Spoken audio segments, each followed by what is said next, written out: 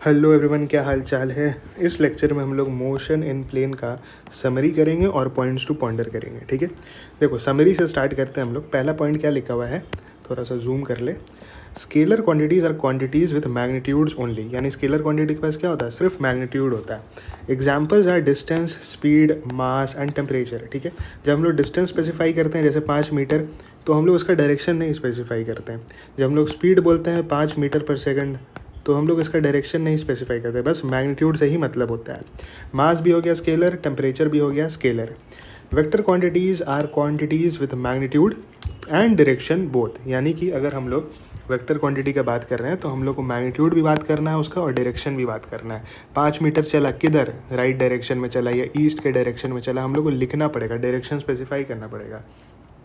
अब क्या है, एग्जाम्पल्स आर डिस्प्लेसमेंट। ठीक है, डिस्प्लेसमेंट हो गया, ये डिस्टेंस का ही डिस्प्लेसमेंट हो गया, वेलोसिटी हो गया। ठीक है, अगर इसमें अंदर हम लोग डायरेक्शन नहीं स्पेसिफाई करेंगे तो ये स्पीड बन जाता, एंड एक्सेलरेशन हो गया। ठीक है, ये 3 एग्जाम्पल है। They obey special rule of vector algebra, यानी कि अगर किसी चीज़ को वेक्टर क्वांटिटी होना है तो उसके पास 3 कंडीशन है। एक मैग्नीट्यूड हो गया, एक डायरेक्शन होना चाहिए, एक हो गया वेक्टर एल्जेब्रा का जो लॉज है उसको फॉलो करना चाहिए। अब तुम ले लो करंट। ठीक है, करंट का डायरेक्शन होता है कि हाँ इस डायरेक्शन में करंट जाता है, यानी मैग्नीट्यूड भी है डायरेक्शन भी है, लेकिन ये वेक्टर एल्जेब्रा को ये करंट फॉलो नहीं करता है, इसीलिए हम लोग करंट को वेक्टर क्वांटिटी नहीं, हम लोग स्केलर क्वांटिटी बोलते हैं। अब आते हैं पॉइंट नंबर 3। क्या लिखा है, a vector A multiplied by real number lambda. ठीक है, देखो यहाँ पर अगर हम लोग किसी वेक्टर ए को अगर किसी रियल नंबर लैम्डा से मल्टीप्लाई करते हैं तो क्या लिखा है, इज़ ऑल्सो अ वेक्टर, यानी कि अगर ये ए वेक्टर है। ठीक है, देखो ये वाला जो ए है ये वेक्टर है, अगर इसको हम लोग एक रियल नंबर लैम्डा से मल्टीप्लाई किए, जो पूरा बनेगा ये भी एक वेक्टर होगा। Whose magnitude is lambda times the magnitude of vector A, यानी इसका मैग्नीट्यूड क्या हो जाएगा, ए तो नॉर्मल था, लैम्डा से मल्टीप्लाई किया तो इसका मैग्नीट्यूड कितना टाइम्स हो गया, लैम्डा टाइम्स इसका मैग्नीट्यूड बन गया। And whose direction is the same और opposite depending upon the whether lambda is positive और निगेटिव, यानी इसका डायरेक्शन कैसे पता चलेगा, अगर मान लो लैम्डा पॉजिटिव है तो यानी कि जो एक ए वेक्टर का जो डायरेक्शन था इसको मल्टीप्लाई करने के बाद जो लैम्डा ए बना उसका भी डायरेक्शन सेम होगा। अगर लैम्डा नेगेटिव है यानी अगर ऊपर माइनस आ गया यहाँ पर तो ऑपोजिट डायरेक्शन में हो जाएगा। ठीक है ना, पता है ना, अगर माइनस होता है कोई वेक्टर में तो वो डायरेक्शन उल्टा हो जाता है। जैसे ये ए वेक्टर है, अगर हम लोग को माइनस ए वेक्टर लिखना है तो ये ऐसा बन जाएगा। ठीक है, ये समझ में आ गया। अब आते हैं पॉइंट नंबर 4 में। क्या लिखा है, 2 vectors A and B may be added graphically using head to tail method या पैरेललोग्राम मेथड। ये 2 मेथड होता है, एक हेड टू टेल मेथड होता है, एक पैरेललोग्राम मेथड होता है।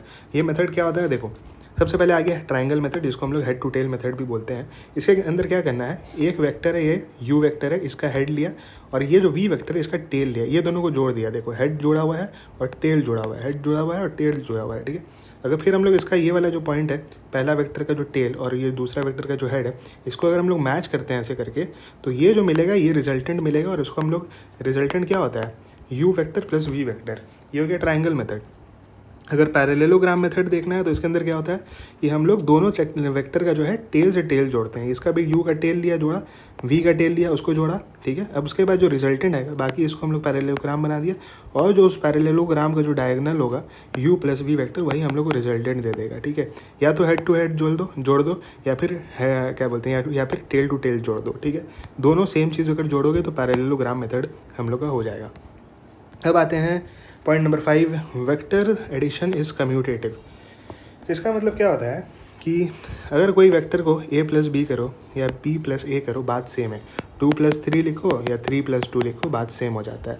It also obeys the associative law. Associative law क्या होता है, अगर a प्लस बी जो है ना उसको अगर c के साथ जोड़ दो तो वो किसके बराबर होगा, वो a को अगर हम लोग b प्लस सी के साथ जोड़ दे तब बराबर होगा। इसको हम लोग ऐसे लिख सकते हैं, 2 को अगर हम लोग 3 प्लस 2 के लिए जोड़ा ये, और 2 प्लस 3 प्लस 2 अगर हम लोग ये भी करते हैं तो सम जो आता है दोनों बराबर होता है। यानी बहुत सारे केसेस में कभी कभी होता है कोई फार्मूलाज और ऑपरेशंस में अलग आ जाता है, लेकिन वेक्टर्स में क्या होता है, ये नॉर्मल एसोसिएटिव लॉ जो होता है वेक्टर जो होता है फॉलो करता है। अब आते हैं पॉइंट नंबर 6। पॉइंट नंबर 6 क्या है, अ नल और a zero vector. Null vector या जीरो वेक्टर दोनों एक ही चीज़ होता है। जीरो वेक्टर यानी उसका कोई मैग्नीट्यूड नहीं है, वो जीरो है। नल का मतलब ये होता है कुछ नहीं। Null is a vector with zero magnitude. Since the magnitude is 0, we don't have to specify its direction. ठीक है। अगर उसका कोई मैग्नीट्यूड ही नहीं है तो उसका डायरेक्शन ही नहीं होता है, तो इसका क्या हो गया, no direction. It has the properties क्या होता है, अगर कोई भी नॉर्मल वेक्टर के साथ अगर तुम नल वेक्टर जोड़ते हो ना, तो वो नॉर्मल वेक्टर जो था ए वेक्टर उसी के बराबर आता है। अगर मान लो कोई जीरो वेक्टर है, नल वेक्टर है, उसको तुम लैम्डा से मल्टीप्लाई करते हो तब भी जीरो ही आ जाता है। और अगर तुम कोई नॉर्मल वेक्टर को जीरो से मल्टीप्लाई करते हो तब भी जीरो आ जाता है। तो यानी ये जो नॉर्मल प्रॉपर्टीज़ हम लोग देखते थे ना जीरो का, कि मल्टीप्लाई करने से जीरो आ जाता है, एडिशन करने से कोई फ़र्क नहीं पड़ता, तो वही वाला यहाँ भी फॉलो होता है। अब क्या लिखा है, 7th point, the subtraction of vector B from A is defined as sum of A and minus B. इसका मतलब क्या है, तुम a माइनस बी को ऐसे लिख सकते हो कि हम a और माइनस बी को जोड़ दिए। तुम ऐसे लिख सकते हो 3 माइनस 2 है तो उसको हम लोग लिखेंगे 3 प्लस माइनस 2, यानी कि 3 में से हम लोग -2 जोड़ रहे हैं, दोनों को जोड़ रहे हैं, तो हम लोग वेक्टर को ऐसे भी लिख सकते हैं। 8वां नंबर पॉइंट क्या है, the vector a can be resolved into components along the two given vectors a and b lying on the same plane. कोई भी वेक्टर है, जैसे a वेक्टर है, इसको हम लोग ना इसके कंपोनेंट्स में तोड़ सकते हैं, ठीक है। ए और बी जो है डायरेक्शन है, ठीक है।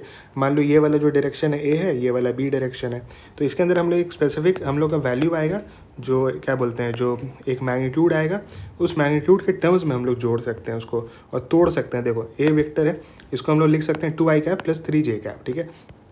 ये जो लैम्डा है, ये लैम्डा 2 हो गया मान लो, और ये जो ये वाला डिज़ाइन है, ये डिज़ाइन क्या हो गया, ये 3 हो गया। और ये ए और बी जो है ये डायरेक्शन स्पेसिफाई कर रहा है। हम लोग के कोऑर्डिनेट सिस्टम में हम लोग क्या यहाँ पर उल्टा लिख देंगे, ये जे होता है और ये आई होता है, इसको बाद में हम चेंज कर देंगे, PDF जब देंगे टेलीग्राम में तो हम चेंज करके देंगे। वेयर लैम्डा एंड ये वाला जो डायरेक्शन है, ये वाला जो सिंबल है, आर रियल नंबर, ये रियल नंबर है, इमेजिनरी नंबर नहीं हम लोग रख सकते हैं। जैसे ये -1 हो गया, ये इमेजिनरी नंबर होता है, ये नहीं, नॉर्मल जो नंबर होता है रियल नंबर अगर रखे तो हम लोग वेक्टर को उसके कंपोनेंट्स में तोड़ा जा सकता है। अब आ गया number 9, unit vector associated with a vector A has a magnitude 1 and is along the vector A, ठीक है। अब इसको देखो तुम, अगर तुमको बताना है कि कोई स्पेसिफिक डायरेक्शन में वेक्टर पॉइंट कर रहा है, ठीक है, तो उसका मैग्नीट्यूड 1 होना चाहिए। हम एक्सप्लेन करते हैं, कोई भी वेक्टर होता है तो वो किससे मिलकर बना होता है, एक मैग्नीट्यूड से बना होता है, एक डायरेक्शन से बना होता है। तो अगर हम लोग इस वेक्टर को इसके मैग्नीट्यूड से डिवाइड कर देते हैं, यानी ये वेक्टर है ए, इसको हम लोग इसके मैग्नीट्यूड से डिवाइड कर देते हैं, तो जो आएगा वो सिर्फ डायरेक्शन बताएगा, उसका मैग्नीट्यूड क्या होगा, 1 होगा। तुमको एग्जाम्पल देते हैं, 3i कैप एक वेक्टर है, इसको इसके मैग्नीट्यूड से डिवाइड किया तो सिर्फ i कैप आया, ठीक है। यहाँ पर 1 तो नोन है, इसका मैग्नीट्यूड 1 है, ये नोन है, लेकिन हम लोग इसका काम क्या आता है, सिर्फ i कैप क्या आता है, ये x एक्सिस का हम लोग को डायरेक्शन बताने में i कैप काम आता है। तो यानी कि यूनिट वेक्टर का काम है to specify a direction. The unit vectors i j cap, ठीक है, हम लोग i j कैप का तो नाम सुना ही हो गया, are vectors of unit magnitude, इसका मैग्नीट्यूड कितना है 1, and point in the direction of x, y and z axis, यानी x एक्सिस की तरफ हो गया i कैप पॉइंट कर गया, z एक्सिस की तरफ जो है तुम्हारा k कैप पॉइंट कर गया, y एक्सिस की तरफ जो है तुम्हारा j कैप पॉइंट कर गया, ठीक है। तो रेस्पेक्टिवली जो होता है ये होता है। In a right handed coordinate system, इसका मतलब क्या होता है हम लोग राइट हैंडेड कोऑर्डिनेट सिस्टम ही पढ़ते हैं, राइट हैंड रूल से निकाला जाता है। तुम ये देखो, अगर तुम अपना 4 फिंगर्स जो है वो y कैप को मतलब डायरेक्शन को पॉइंट कर रहा है, तो तुम्हारा थंब जो है x डायरेक्शन को पॉइंट करेगा, और ये जो मिडिल फिंगर आएगा वो z डायरेक्शन को पॉइंट करेगा। इस मतलब सीक्वेंस में ही जो है तुम्हारा राइट हैंड थंब रूल लगता है। तो इसी तरीका अगर ये वाला हम लोग ले तो तुम्हारा i j कैप आता है, ठीक है, along x, y and z axis, ठीक है। एक्सिस लिखा है यानी पर प्लूरल का बात हो रहा है। पॉइंट नंबर 10 है, vector A can be expressed as, हम बताया ना वेक्टर ए को हम लोग कैसे तोड़ सकते हैं, एक x डायरेक्शन में तोड़ सकते हैं, एक y डायरेक्शन में तोड़ सकते हैं। x डायरेक्शन का जो मैग्नीट्यूड है उसको ax लिखा है, और y डायरेक्शन का जो मैग्नीट्यूड है उसको ay लिखा है, और डायरेक्शन स्पेसिफाई करने के लिए i कैप और j कैप लगा दिया है। Where ax and ay are its components along x and y axis if a vector a makes an angle theta with the x axis, यानी कि अगर कोई वेक्टर है, मान लो ये a वेक्टर है, ठीक है, ये a वेक्टर है, इसको आप इसको ना अपने कंपोनेंट्स में तोड़ सकते हैं। ये ax आ गया, ये ay आ गया, ठीक है। इसको कंपोनेंट में तोड़ोगे, अगर ये x एक्सिस से थीटा बना रहा है तो इसका कंपोनेंट क्या हो जाएगा, a cos थीटा। तुमको पता है अगर थीटा के हम लोग यहीं पर लेटाते हैं इसको ऐसे करके तो a cos थीटा आता है, और इसका जो परपेंडिकुलर होता है उसको a sin थीटा बोलते हैं। तो वही चीज़ लिखा हुआ है कि देन ax जो होगा वो a cos थीटा के बराबर होगा, ay जो होगा a sin थीटा के बराबर होगा। और अगर हम लोग को इसका ये निकालना है, मैग्नीट्यूड निकालना है a जो मैग्नीट्यूड को कैसे डिनोट किया जाता है, ऐसे डिनोट किया जाता है। तो हम लोग नॉर्मल अपना जो पाइथागोरस थ्योरम है वो लगाएंगे, ax² + ay² अंडर रूट कर देंगे तो मैग्नीट्यूड आ जाएगा। अगर हम लोग को थीटा निकालना है तो थीटा क्या होता है, tan थीटा निकालना है। tan थीटा क्या होता है, tan थीटा का टर्न पार्टली ब्राउन, यानी परपेंडिकुलर बाई बेस। परपेंडिकुलर ये हो गया, ये वाला डिस्टेंस, ये डिस्टेंस कितना है, ए वाई के बराबर है, ए वाई लिखा, फिर डिवाइडेड बाई ए एक्स यानी कि बेस के बराबर कर दिया। तो tan थीटा ऐसे निकाल सकते हो। पॉइंट नंबर 11 है, vector can be conveniently added using analytical method, यानी वेक्टर को आप अगर नॉर्मल एनालिसिस करके भी कैलकुलेट करें ना तो आप उसका सम कैलकुलेट कर सकते हैं। If a sum of two vectors A and B that lie in the X Y plane is R, ठीक है, then R X I R Y J cap. देखो इसका मतलब बता देते हैं तुमको, ये डायग्राम देखो तुमको सब समझ आ जाएगा, उसके बाद हम लोग रीड करेंगे। जो दिखाएंगे पहले वो देखना। ये वेक्टर ए है, ठीक है, ये वेक्टर ए है। तो इसको अगर हम लोग इसे कंपोनेंट में तोड़े, एक कंपोनेंट ये आ गया ए एक्स, ठीक है, एक वाई वाला कंपोनेंट आ गया ए वाई, ठीक है। अब मान लो ये वेक्टर बी है जिसको हम लोग को ऐड करना है, तो हम लोग उसको सामने में लिख दिए। इसका एक्स कंपोनेंट क्या आएगा, ये जो डिस्टेंस है यहाँ से लेके यहाँ तक का जो डिस्टेंस है वो बी एक्स आएगा, ठीक है। और इसका वाई वाला कंपोनेंट क्या आएगा, बी वाई आएगा, ठीक है। और इसका जो अगर रिजल्टेंट ले हम लोग, ये आर रिजल्टेंट जो होता है, जो ए प्लस बी वेक्टर को हम लोग जोड़ के लिखते हैं, ठीक है। देखो एनसीईआरटी में ना ए जो वेक्टर हम लोग ऐसे पूरा फुल्ली लिखते हैं ना, उसको नॉर्मली ए से रिप्रेजेंट किया गया है। तो तुम अगर ए लिखा है तो तुम मानना कि ए वेक्टर ही लिखा हुआ है। उसके बाद तुम अगर ये रिजल्टेंट को, ये जो आर वाला रिजल्टेंट है, इसको भी अगर तोड़ते हो एक्स और वाई कंपोनेंट में, तो आर वाला का क्या आ गया, फुल्ली ये आ गया, ठीक है, फुल्ली ये आर एक्स आ गया, ठीक है। ये वाला जो फुल्ली है ये आर वाई आ गया। अगर हम लोग ध्यान से देखें तो ये आर एक्स जो इतना दूरी है वो क्या चीज़ से मिलके बना है, ए एक्स और बी एक्स से ही मिलके बना है। यहाँ से लेके ए एक्स हो गया, यहाँ से लेके बी वाई बी एक्स हो गया।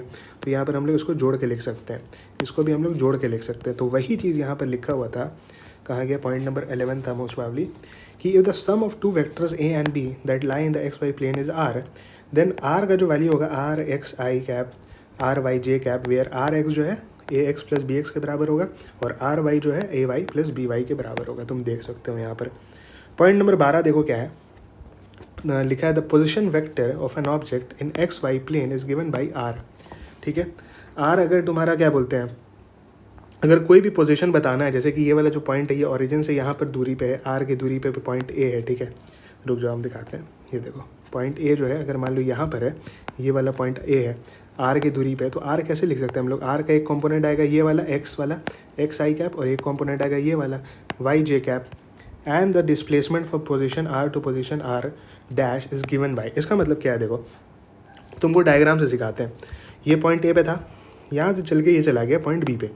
पॉइंट बी पे गया, पहले इसका पोजीशन वेक्टर था आर कैप, आर था, बी पे गया तो इसका पोजीशन वेक्टर क्या हो गया, आर डैश हो गया। तो अगर हम लोग इस दोनों के पोजीशन वेक्टर को माइनस करते हैं तो आर डैश माइनस आर आता है। और अगर हम लोग नॉर्मल एक्स के टर्म्स में देखें तो यहाँ पर एक्स वाला पे था, एक्स डैश पे चला गया तो डेल्टा एक्स का चेंज आया। पहले ये देखो यहाँ पर वाई पे था, फिर ये चला गया यहाँ पर वाई डैश पे, तो इसका जो ये वाला चेंज आया ये डेल्टा वाई का चेंज आया। तो अगर तुमको ये जो डेल्टा आर है ये टोटल, इसको लिखना है तो तुम क्या लिख सकते हो, आर डैश माइनस आर लिख सकते हो, ठीक है। और अगर इसको कॉम्पोनेंट में लिखना है तो तुम एक्स डैश माइनस एक्स का आई कैप कर सकते हो और वाई डैश माइनस वाई का जे कैप कर सकते हो। तो अगर एक्स डैश माइनस एक्स है उसको हम लोग डेल्टा एक्स लिख सकते हैं, और ये वाई डैश माइनस वाई है जो हम लोग यहाँ दिखाए हैं तुमको, इसको हम लोग डेल्टा वाई जे कैप लिख सकते हैं। तो यानी हम लोग कोई भी वेक्टर को उसके कॉम्पोनेंट्स में ईजिली तोड़ सकते हैं आई कैप और जे कैप में, ठीक है। सॉरी 13 नंबर पॉइंट क्या है, if an object undergoes a displacement, अगर कोई ऑब्जेक्ट डिस्प्लेसमेंट होता है डेल्टा आर का इन डेल्टा टाइम यानी डेल्टा टी में, it's average velocity is given by, देखो तुमको पता ही एवरेज वेलोसिटी क्या था, total displacement by total time. तो अगर टोटल डिस्प्लेसमेंट डेल्टा आर है, टोटल टाइम डेल्टा टी है, तो डिवाइड कर दिया, आ गया। The velocity of an object at a time T is the limiting value of the average velocity as delta T tends to zero. ये simple था, हम तुमको मोशन इन प्लेन का, मोशन इन वन लाइन का जो है हम उसमें बहुत अच्छे से करवाए थे। ये अगर ये डेल्टा टी के वैल्यू को तुम अगर जीरो की तरफ टेंड करो, यानी इसको जीरो की तरफ लेके जाओ, बहुत छोटा कर दो, तो ये डेल्टा टी जो होता है वो बन जाता है डेल्टा टी, सॉरी वो बन जाता है डी टी, ठीक है। तो डेल्टा टी जो है वो बन जाएगा डी टी। तो यहाँ क्या लिखा है, अगर हम लोग लिमिट लगाते हैं डेल्टा टी को टेंड्स टू जीरो करते हैं, तो ये जो delta R by delta T है ये बन जाएगा D R by D T. D का मतलब क्या होता है, बहुत छोटा, बहुत इनफाइनेटिसमली स्मॉल जो होता है वैल्यू, उसको बोलते हैं हम लोग डी टी, ठीक है। और डी आर बोलेंगे। It can be written in unit vector notation, यानी कि ये जो इंस्टेंटेनियस है इसको हम लोग कैसे लिख सकते हैं, V X I cap, V Y J cap और वी जेड के कैप, यानी इसको भी हम लोग इसके कॉम्पोनेंट्स में तोड़ दिए, वेयर वी एक्स जो है वो डी एक्स में जितना चला उसके डिवाइडेड बाई टाइम करेंगे, ठीक है ना। तो अगर तुम एक्स में चल रहा है, एक्स में मान लो डी एक्स चल रहा है और तो हम लोग उसको डी टी से डिवाइड कर दिया, तो हम लोग को एक्स का जो है वेलोसिटी आ जाएगा। Same goes for Y direction and same goes for Z direction, यानी उसको स्पेसिफिक कंपोनेंट में तोड़ दिया जा रहा है बस। When the position of an object is plotted on a coordinate system, यानी अगर हम लोग पोजीशन इस ऑब्जेक्ट का, जैसे ये ग्राफ है, इसको हम लोग इसको प्लॉट करते हैं, ये वाला कोऑर्डिनेट की यहाँ से यहाँ गया है path, v is always tangent to the curve representing the path of the object, यानी जो v है वेलोसिटी इसका एकदम टेंजेंशियल आएगा। मान लो हमको निकालना है इस पॉइंट पे इसका वेलोसिटी क्या है, तो यहाँ से एक टेंजेंट खींचेंगे और जो टेंजेंट आएगा वही उसका वेलोसिटी बताएगा कि हाँ कि इस पॉइंट पे ये डायरेक्शन का वेलोसिटी इस तरफ है, इस पॉइंट पे इस तरफ है, इस पॉइंट पे इस तरफ है, इस पॉइंट पे इस तरफ है, ऐसे ऐसे करके जा रहा है, यानी इसका वेलोसिटी ऐसे ऐसे चेंज होता जा रहा है और ये एक तरीका का पाथ पे चल रहा है। अब आते हैं point number 14, if the velocity of an object changes from V to V dash, ठीक है, पहले वी था, वी डैश बन गया, ठीक है, in delta time T, then its average acceleration is given by, ठीक है, एवरेज हम बताया था ना, इसी के ऊपर बार लगा दी तो वो एवरेज हो गया, तो हम लोग वी माइनस वी डैश कर देते हैं, ठीक है।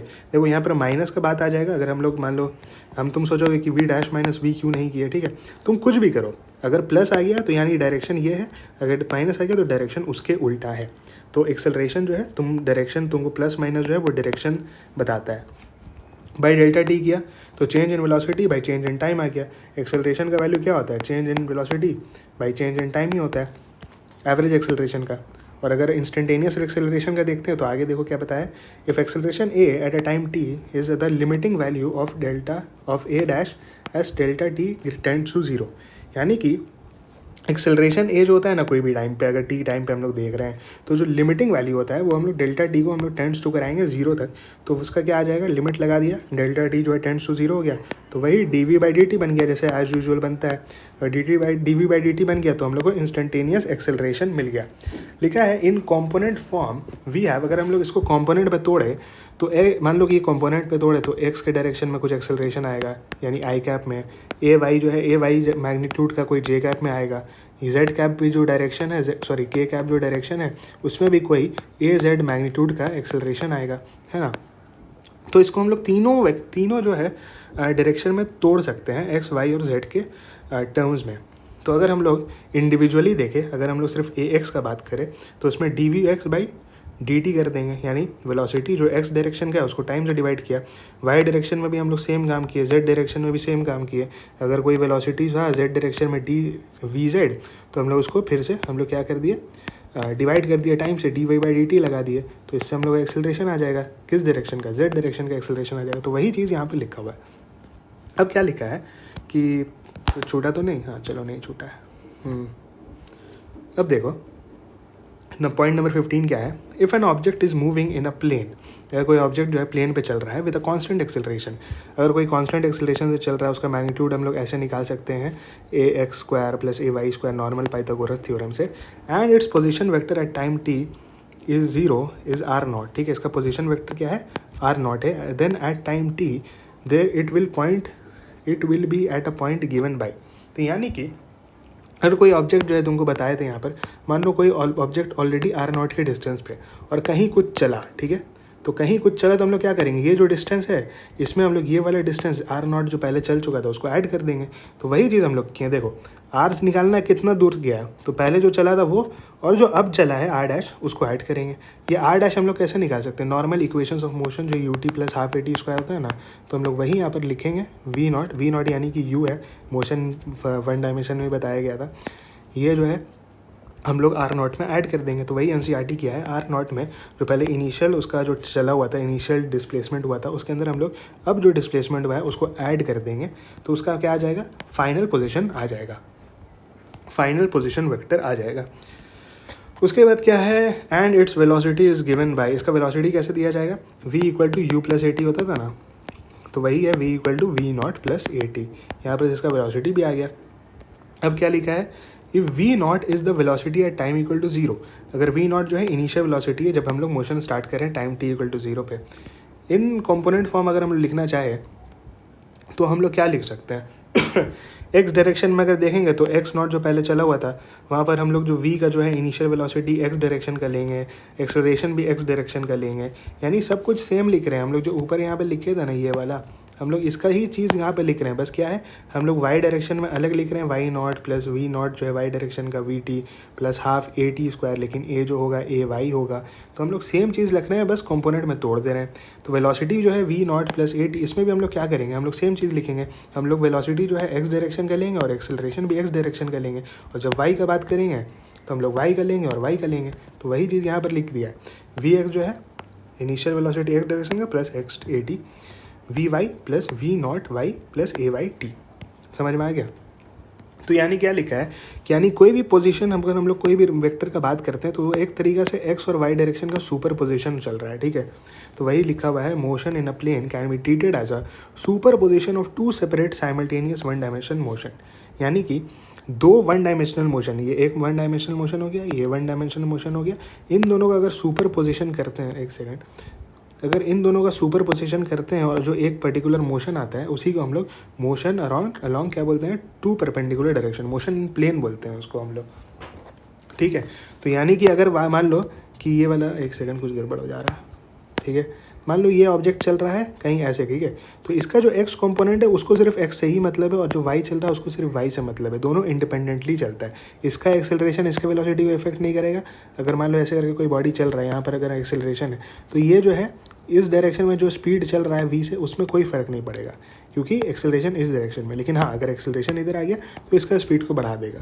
तो यानी both the directions are independent and simultaneous. Point number 16 क्या है, an object that is in a flight after being projected is called the projectile. यानी कि एक ऑब्जेक्ट जो है वो फ्लाइट पे रह गया, मतलब हवा में आ गया, आफ्टर बीइंग प्रोजेक्टेड, अगर हमने उसको प्रोजेक्ट किया, यहाँ से प्रोजेक्ट किया मान लो, और हवा में चल रहा है तो उसको प्रोजेक्टाइल बोलते हैं, सिंपल सी बात है। If an object is projected with initial velocity we naught, अगर हम लोग एक ऑब्जेक्ट को, देखो यहाँ पर ऑब्जेक्ट है मान लो, ठीक है, ये ऑब्जेक्ट है, इसको हम लोग वी नॉट से प्रोजेक्ट किए, वी नॉट वेलोसिटी से प्रोजेक्ट किए, making an angle theta naught with the X axis, ये एक्स एक्सिस है, ये एक्स एक्सिस है, इससे थीटा नॉट एंगल बना रहा है with the X axis, and if we assume its initial position to coincide with the origin, अगर इसका इनिशियल पोजीशन जो है हम लोग ओरिजिन से कोइंसाइड करा दे of the coordinate system, then the position and the velocity of the projectile at time T are given by. तो इसका जो पोजीशन होता है और वेलोसिटी होता है वो हम लोग कैसे देंगे। सबसे पहले एक चीज़ देखो कि ये जो वी नॉट है हम तुमको बताए कंपोनेंट में तोड़ सकते हैं, तो इसका एक्स कंपोनेंट निकालो, तो इसका एम एक्स कंपोनेंट क्या हो जाएगा, इस डायरेक्शन में यहाँ से थीटा है तो वी नॉट कॉस थीटा हो जाएगा, ठीक है। और अगर इसका वाई लेंगे हम लोग तो वी नॉट साइन थीटा हो जाएगा, सिंपल सी बात है ना। और जी तो हमेशा निगेटिव है, इधर एक्ट कर रहा है, नीचे एक्ट करता है, जिसको हम लोग बाई कन्वेंशन निगेटिव लेते हैं क्योंकि हम लोग ऊपर वाले डायरेक्शन को पॉजिटिव मानते हैं।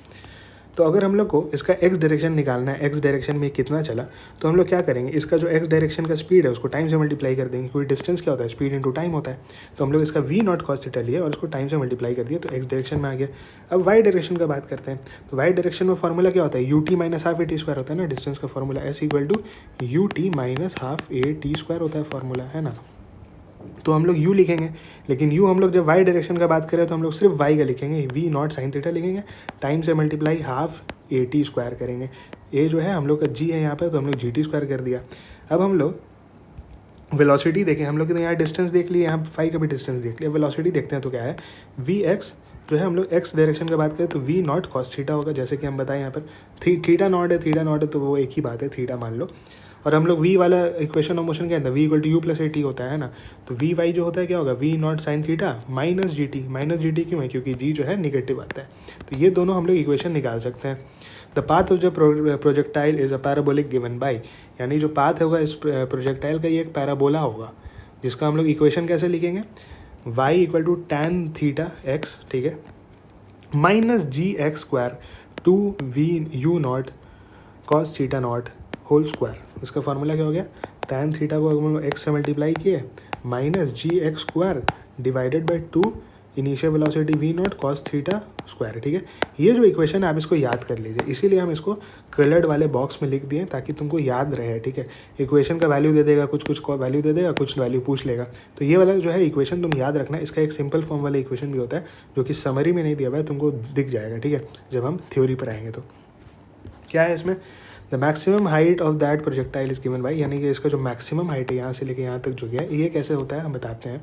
और ये आर हो गया, देखो टोटल एक्स डायरेक्शन में जो डिस्टेंस कवर किया उसको हम लोग आर बोलते हैं, और जो ऊपर तक मैक्सिमम डिस्टेंस कवर किया उसको एच मैक्स बोलते हैं।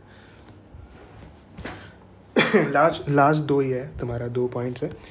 देखो एच मैक्स कैसे दिया जाता है, तुम पढ़े हो ना, h equal to you square by 2g होता है। तो u के जगह हम लोग क्या करेंगे, u नॉट साइन थीटा रख देंगे, y वाला वैल्यू उसको स्क्वायर कर दिया बाई 2g कर दिया, सिंपल सी बात हो गया। t का वैल्यू तो तुम पढ़े होगे क्या होता है, t का वैल्यू होता है u बाई जी होता है ना। देखो तुमको बताते हैं u equal to a T होता है ना, हाँ ये v equal to you plus A T होता है। देखो v equal to u plus A T होता है, ये वाला इक्वेशन ऑफ मोशन तो तुम जानते हो। u अगर इनिशियल वेलोसिटी 0 है, ड्रॉप किया जा रहा है, रेस्ट से स्टार्ट कर रहा है, तो v इक्वल टू क्या होता है, a इंटू टी होता है। तो उसी तरीके से अगर t निकालना है तो हम लोग v बाई ए कर देंगे। v क्या चीज़ कर लेंगे हम लोग, y डायरेक्शन कर लेंगे, तो u नॉट हो गया u not sine theta naught, और a जो है g के बराबर है। तो ये वाला भी टाइम का इक्वेशन तुम जान सकते हो इक्वेशंस ऑफ मोशन से। इस चैप्टर में ना इक्वेशन ऑफ मोशन से 3 इक्वेशंस ऑफ मोशन जो है उससे सारा क्वेश्चन बन जाएगा।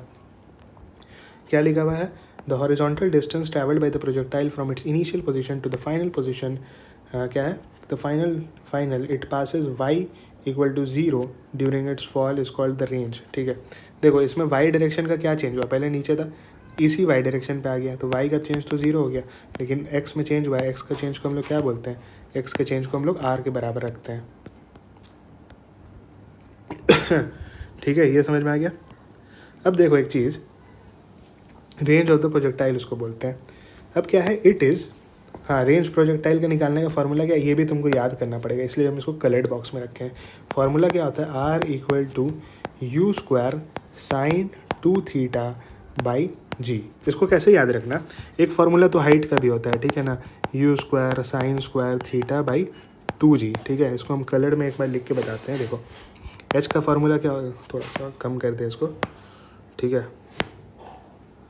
देखो एच का जो फार्मूला होता है, बहुत जगह एच का फार्मूला हम लोग लिखते हैं U square sine square theta by 2g। ठीक है, आर का फार्मूला लिखते हैं U square sine 2 theta by G. इसको कैसे याद रखना, देखो यहाँ पर अगर 2 है ना, 2 है तो यहाँ पर 2 मत देना, यहाँ पर स्क्वायर में यहाँ पर 2 थीटा नहीं है, यहाँ पर साइन स्क्वायर थीटा है, तो यहाँ पर 2 नहीं है तो यहाँ पर 2 दे देना। ठीक है, यानी तुमको एक जगह 2 रखना है। यहाँ पर देखो तुम्हारा, इसको मिटा देते हैं फिर से वापस से, तो यहाँ पर तुम्हारा 2 है तो यहाँ पर 2 मत देना। बाकी तुम्हारा u square by g sine theta ये सब कांस्टेंट रहेगा। तो तुमको हमको निकालने आ गया रेंज का फार्मूला, प्रोजेक्टाइल का निकालने आ गया, इस फार्मूला से निकालना। अब आते हैं हम लोग लास्ट पॉइंट में, समरी का क्या लिखा हुआ है, when an object follows a circular path at a constant speed, यानी कि अगर कोई कांस्टेंट स्पीड पे सर्कुलर पाथ पे चल रहा है, the motion of the object is called uniform circular motion. Constant speed से चला तो उसको हम लोग यूनिफॉर्म सर्कुलर मोशन बोल दिए। तुम बोले कांस्टेंट वेलोसिटी से भी तो चल सकता है, नहीं कांस्टेंट वेलोसिटी से नहीं चल सकता है, क्योंकि ये जब चलेगा ना तो इसका वेलोसिटी यहाँ है, कभी यहाँ हो गया, कभी यहाँ हो गया, कभी यहाँ हो गया, डायरेक्शन इसका चेंज होता रहता है। तो अगर डायरेक्शन चेंज हो रहा है तो वेलोसिटी कभी कांस्टेंट नहीं हो सकता, because velocity is also comprised of direction. Speed में डायरेक्शन का कोई लोचा नहीं है, इसलिए हम लोग स्पीड कांस्टेंट बोल सकते हैं। तो अगर कांस्टेंट स्पीड से चला तो हम लोग बोलते हैं यूनिफॉर्म सर्कुलर मोशन है। The magnitude of its acceleration is, इसका मैग्नीट्यूड क्या होता है एक्सेलरेशन का, एक्सेलरेशन जो होता है सेंट्रीपिटल एक्सेलरेशन, उसका मैग्नीट्यूड क्या होता है वी स्क्वायर बाई आर। तो ये जो एक्सेलरेशन है ये वी स्क्वायर बाई आर के फार्मूला से दिया जाता है, ये चीज़ याद रखना काफ़ी इंपॉर्टेंट है, इसलिए इसको हम डब्बा में बंद कर दिए हैं। The direction of a c is always towards the centre of the circle. ठीक है, तो डायरेक्शन होता है ए सी का, वो हमेशा सेंटर की तरफ होता है। देखो ये सेंटर है, सेंटर की तरफ सेंट्रीपिटल एक्सेलरेशन का डायरेक्शन होता है, और ये जो है इस पॉइंट पे वेलोसिटी हमेशा टेंजेंट पे दिया जाता है, और ये जो आर है ये रेडियस है, और ये सेंट्रीपिटल एक्सेलरेशन है। ये नोट्स हम टेलीग्राम पे दे देंगे, ठीक है ना, टेलीग्राम तुमको मिल जाएगा पिन कमेंट्स में, तो अगर कुछ पूछना भी होगा तो कमेंट्स में पूछ लेना। The magnitude of its acceleration हो गया, ये वाला चलो हो गया। अब आ गया कौन सा, the is toward the centre of the circle, ये भी हो गया। The angular speed omega is the rate of change of angular distance. ठीक है, it is related to velocity by v equal to omega r. ठीक है, देखो अगर तुमको कभी भी ना ये निकालना है ना, क्या बोलते हैं, एंगुलर वेलोसिटी निकालना है ना, तो तुम क्या करना, एंगुलर वेलोसिटी या एंगुलर एक्सेलरेशन कुछ भी निकालना है तो उसका जो नॉर्मल है वेलोसिटी निकालना है तो उसको रेडियस से डिवाइड कर दो। जैसे ये वेलोसिटी है, इसको तुम उसका रेडियस से डिवाइड कर दिया तो एंगुलर वेलोसिटी आ गया। अगर तुमको मान लो एंगुलर क्या निकालना है, डिस्प्लेसमेंट निकालना है, तो तुम डिस्प्लेसमेंट लो, उसको उसके क्या चीज़ से डिवाइड कर दो, रेडियस से डिवाइड कर दो, तो तुमको एंगुलर डिस्प्लेसमेंट मिल जाएगा। एक्सेलरेशन के साथ भी ऐसा ही केस होता है। तो अगर तुम इसको एक्सेलरेशन को अगर आर से डिवाइड करते हो तो एंगुलर एक्सेलरेशन आ जाता है, ठीक है। तो हमेशा कोई भी चीज़ एंगुलर निकालना है तो आर से डिवाइड कर देना। तो वही चीज़ लिखा है कि मान लो ये डिस्प्लेसमेंट है, ठीक है, ओमेगा निकालना है तो ओमेगा क्या होता है, डिस्प्लेसमेंट बाई टाइम। तो अगर हम लोग को वेलोसिटी क्या होता है, डिस्प्लेसमेंट बाई टाइम।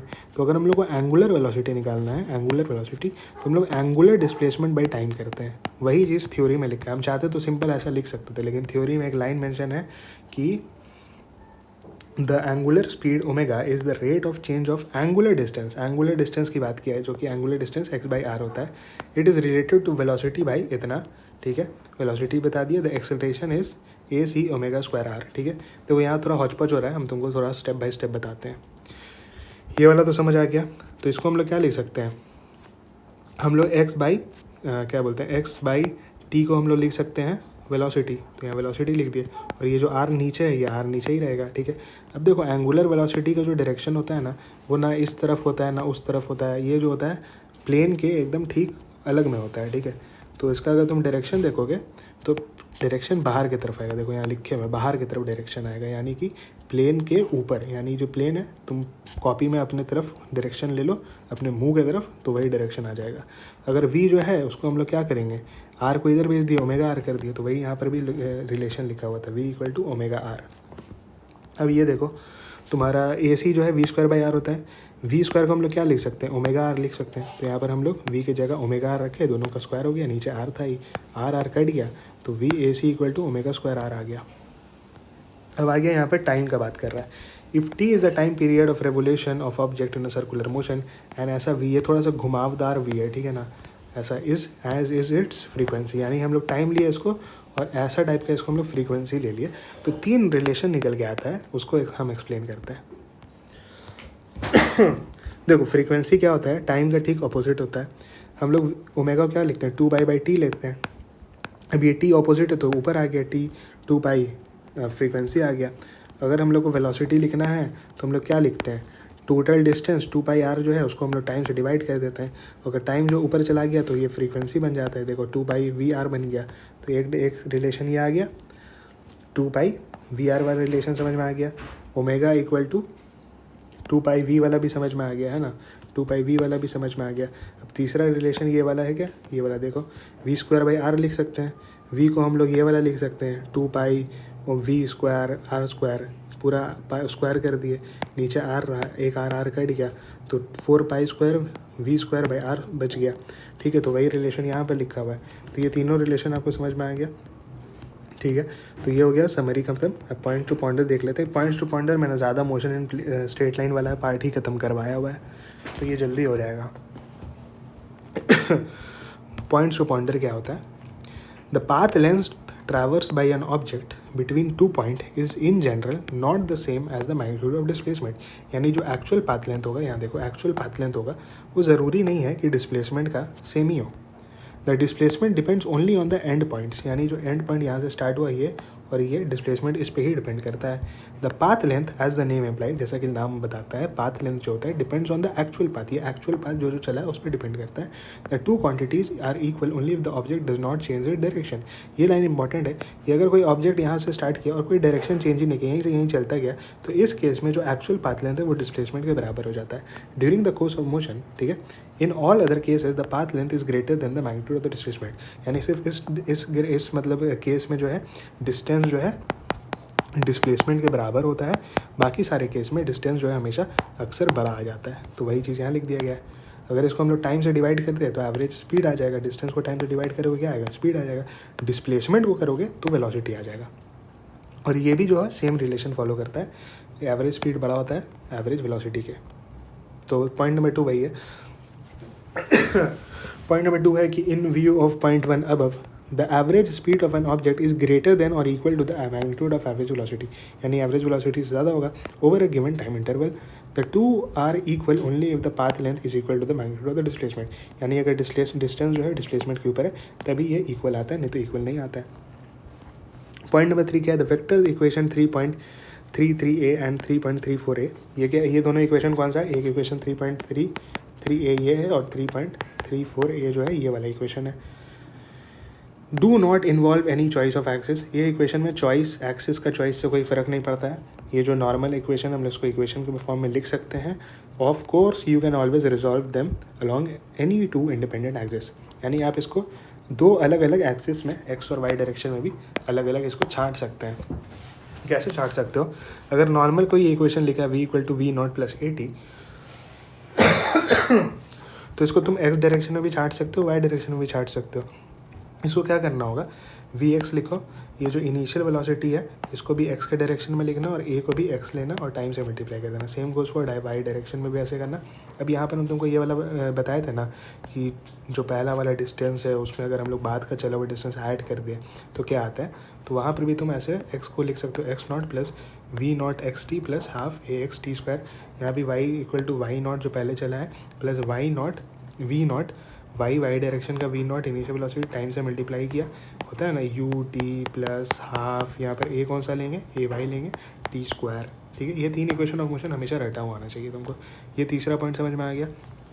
चौथा पॉइंट का क्या है, द काइनेमैटिक इक्वेशन, यानी वही तीन इक्वेशंस ऑफ मोशन जिसको बोलते हैं kinematics equations of motion for uniform acceleration do not apply, यानी अगर यूनिफॉर्मली एक्सेलरेट कर रहा है ना तब भी अप्लाई नहीं होता है। क्यों, तो देखो क्या होता है, ये जो इक्वेशन होता है हम बताते हैं एक्चुअली में, ध्यान से सुनो। जो काइनेमेटिक इक्वेशन ऑफ मोशन होता है ना ये तभी अप्लाई होता है जब यूनिफॉर्म एक्सेलरेशन होता है। ठीक है, अगर यूनिफॉर्म एक्सेलरेशन नहीं हुआ तभी अप्लाई नहीं होता है। तो अगर हम लोग केस देखें यूनिफॉर्म सर्कुलर मोशन का तो तुम सोचोगे यार इसके अंदर तो यूनिफॉर्म मोशन है तब तो अप्लाई होना चाहिए, लेकिन ऐसा नहीं है। इसमें क्या होता है, जो एक्सेलरेशन होता है ना वो हमेशा डिफरेंट होता रहता है, क्योंकि वेलोसिटी डिफरेंट होता रहता है अलग अलग डायरेक्शन में। तो भले ही ये मैग्नीट्यूड में इक्वल हो सकता है, ठीक है, मैग्नीट्यूड में भले ही इक्वल हो सकता है, लेकिन डायरेक्शन इसका एक्सेलरेशन का यूनिफॉर्म नहीं है। तो अगर हम तुमको बताया था मोशन इन वन डायमेंशन में कि अगर डायरेक्शन यूनिफॉर्म नहीं हुआ तब उसमें हम लोग काइनेमैटिक्स इक्वेशन ऑफ मोशन नहीं लगाते हैं। Since this case of magnitude of acceleration is constant but its direction is changing, direction change हो रहा है। अगर इसका मैग्नीट्यूड भी सेम होता, डायरेक्शन भी कांस्टेंट रहता, तब हम लोग बोलते कि हाँ इक्वेशन ऑफ मोशन लगा लो क्योंकि एक्सेलरेशन तो यूनिफॉर्म है। लेकिन नहीं, यूनिफॉर्म एक्सेलरेशन नहीं है क्योंकि डायरेक्शन चेंज हो रहा है। पॉइंट नंबर 5 क्या है, an object is subjected to two velocities v1 and v2। अगर इस वेलोसिटी को हम लोग v1 और v2 से हम लोग प्रोजेक्ट करते हैं, दो वेलोसिटी से, हैज़ अ रिजल्टेंट वेलोसिटी क्या होगा, अगर हम लोग मान लो इसको v1 से फेंका फिर v2 से भी फेंका तो वेलोसिटी जो जनरली ऐड हो जाता है। Take care to distinguish it from velocity of object 1 related to the velocity of object 2। अगर दो ऑब्जेक्ट को फेंके हम v1 से, एक ऑब्जेक्ट को हम लोग v2 से फेंकें तो इन दोनों के बीच का जो रिलेटिव डिस्टेंस होगा, रिलेटिव वेलोसिटी होगा, यानी v1 2, इसका मतलब क्या होता है, वेलोसिटी ऑफ 1 जो पहले लिखते हो उसको हम लोग बोलते हैं उसका ही वेलोसिटी निकाला जाता है with respect to whom, with respect to second, तो इसको v12 लिखेंगे। अगर बोला जाएगा दूसरे का वेलोसिटी बताओ विथ रिस्पेक्ट टू 1 तो हम लोग v21 लिखेंगे। देखो एग्जाम्पल के तौर पर v1 है velocity of 1 divided by with respect to velocity 2, ये हो गया। तो हम लोग उसको जनरली v1 माइनस v2 करके भी कर सकते हैं। ठीक है, जो पहले है उसको हम लोग पहले लिखा, जो बाद में उसको बाद में लिखे। Here v1 and v2 are velocities with reference to some of the common reference frame, कोई भी एक कॉमन फ्रेम से हम लोग कोई भी ऑरिजिन से मान सकते हैं। The point number 6 is the resultant acceleration of an object in a circular motion that is towards the center only if the speed is constant। ठीक है, देखो अगर इस कांस्टेंट वेलोसिटी से चल रहा है ना, कांस्टेंट स्पीड से चल रहा है ना, तो इसके पास एक्सेलरेशन सिर्फ ये वाला होगा जिसको हम लोग सेंट्रीपिटल एक्सेलरेशन बोलते हैं। ठीक है, हम यहाँ लिखे नहीं है तो हम लिख देते हैं कि इसको जो है सिर्फ सेंट्रीपिटल एक्सेलरेशन यहाँ पर आया। लेकिन अगर ये कांस्टेंट वेलोसिटी से नहीं चल रहा, नॉट कांस्टेंट, तो यहाँ पर भी एक एक्सेलरेशन है। ठीक है, जिसको हम लोग ए टेंजेंशियल बोलते हैं, और यहाँ पर भी एक्सेलरेशन है जो कि ए सेंट्रीपिटल है, तो इसका जो नेट एक्सेलरेशन होगा ना वो इस तरफ हो जाएगा। तो अगर कांस्टेंट नहीं है वेलोसिटी, एक्सेलरेशन है इसके पास टेंजेंशियल वाला भी, तो सेंटर की तरफ नहीं आता है। लेकिन हाँ अगर कांस्टेंट वेलोसिटी से चल रहा है तो सिर्फ एक ही तरफ आएगा एक्सेलरेशन, सेंट्रीपिटल वाला, जो कि सेंटर की तरफ होता है। ठीक है, तो वही चीज़ पॉइंट नंबर 5 बता रहा था, 6 बता रहा था। पॉइंट नंबर 7 बहुत ईजी है, देख लो, लिखा है, थोड़ा बड़ा कर दे। ठीक है, the shape of the trajectory of the motion of an object is not determined by the acceleration alone, यानी तुम सोचोगे कि ऐसा शेप बने या फिर ऐसा सीधा शेप बने या कौन सा शेप का हमारा ग्राफ बने, तो वो जो होता है सिर्फ एक्सेलरेशन पर नहीं डिपेंड करता है, it also depends on the initial conditions of motion. ठीक है, इनिशियल कंडीशंस पे भी डिपेंड करता है। कौन सा इनिशियल कंडीशंस? इनिशियल पोजीशन पे भी डिपेंड करेगा और इनिशियल वेलोसिटी पे भी डिपेंड करेगा। हम तुमको एग्जांपल से समझाते हैं कि अगर कोई ऑब्जेक्ट यहाँ पर है, ठीक है, इसको हम लोग इस डायरेक्शन पे फेंके हैं, ठीक है, यानी इसका वेलोसिटी इस डायरेक्शन पर रखे तो कैसा बात आएगा? पैराबोला आएगा। ठीक है, तो यानी कि ये पोजीशन ये है, ठीक है, लेकिन हम लोग डायरेक्शन ये रखे हैं। अब मान लो पोजीशन यही रहेगा, यहीं पर यही पोजीशन है, लेकिन डायरेक्शन हम लोग बदल दिया, नीचे कर दिया, तो कैसा गिरेगा? ऐसे गिरेगा। इसको कैसे हटाया जाएगा भाई?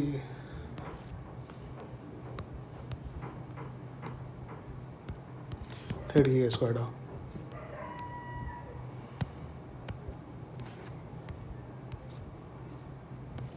देखो टाइम वेस्ट हो गया। देखो तो इसका जो पोजीशन है अगर हम लोग देखा जाए तो अगर नीचे फेंक रहे हैं तो सीधा चला जाएगा, तो यानी पोजीशन सेम है लेकिन डायरेक्शन बदल दी। अब मान लो हम लोग पोजीशन बदल देते हैं, हम लोग यहाँ से नहीं, हम लोग यहाँ से फेंकते हैं और इस डायरेक्शन में फेंकेंगे, तब भी कैसा वेलोसिटी आएगा? ऐसे जाएगा। लेकिन अगर हम लोग यहीं पर रख के इसका जो है ऐसे फेंकेंगे तो सीधा जाएगा, सीधा आ जाएगा, स्ट्रेट लाइन बन जाएगा। तो it depends on initial conditions like position and its velocity. तो एग्जांपल के तौर पे the trajectory of an object moving under the same acceleration due to gravity, acceleration due to gravity तो सेम है नीचे की तरफ, can be a straight line, straight line भी हो सकता है, और a parabola depending on the initial conditions, या फिर पैराबोला भी हो सकता है depending on the initial conditions. तो ये सारा पॉइंट्स टू पॉइंटर वगैरह हो गया। टेलीग्राम तुम ज्वाइन कर सकते हो मेरा, देखो अर्जेंटम अकेडमी के नाम से है, और नेक्स्ट चैप्टर कौन सा चाहिए और क्या चाहिए वो भी कमेंट करके बता देना, लेक्चर कैसा लगा है वो भी बता देना, और सब्सक्राइब याद से कर लेना और लाइक भी कर देना वीडियो को। अर्जेंटम अकेडमी ज्वाइन कर लेना, ठीक है।